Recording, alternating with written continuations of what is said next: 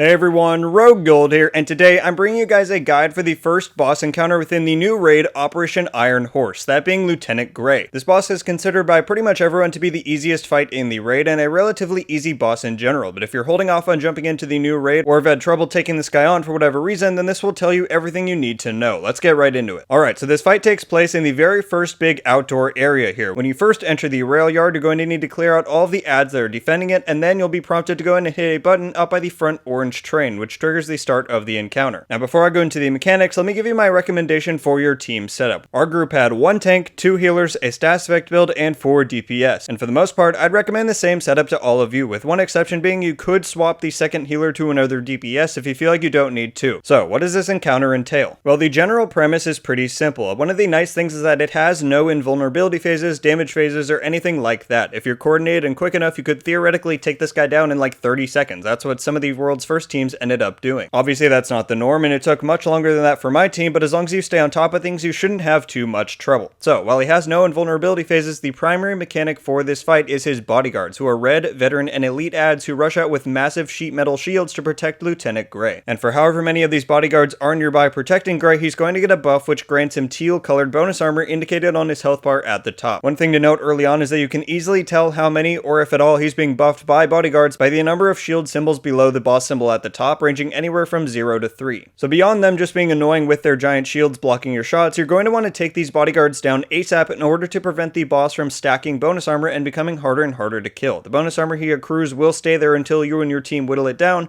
so prevention of it stacking up in the first place is your best interest. The only other real mechanic to be aware of is that Gray has a backpack which grants and amplifies his bonus armor gain. You can shoot this periodically similar to a weak point and disable it for a duration of time. Now as far as I understand, disabling the backpack prevents Gray from performing a slam attack which instantly gives him bonus armor, as well as it either halts or lessens the bonus armor he gains from the influence of nearby bodyguards. So make sure you're keeping track of when it comes back up so you can shoot it and disable it. So that's really it. It's not mechanically a tough fight, but it can become more and more overwhelming if you don't stay on top of things. So what else do you need to be aware of in the room? Well, as with most fights, ads are periodically spawning from just about all sides. These range from shotgunners to snipers to heavies. Additionally, and this is pretty important, there are 2 mortar stations positioned along the walkway up by where the boss initially spawns, one to the right and left of the orange train blocking your path. Pretty constantly throughout the fight, veteran heavy gunners will be spawned up there and will immediately rush these mortars and use them to rain hell down on you. And these things hurt. A healer can definitely keep you alive, but if you get caught off guard once, you risk being one-shot or bled to death. So you're going to want to take care of them as much as you can. My team generally had 3 methods of doing this. Primarily, we had a guy with a sniper build who was stationed specifically on dealing with these 2 mortar guys. He'd run up and down the walkway and kill them as often as he could, but if he was ever caught up or had gone down,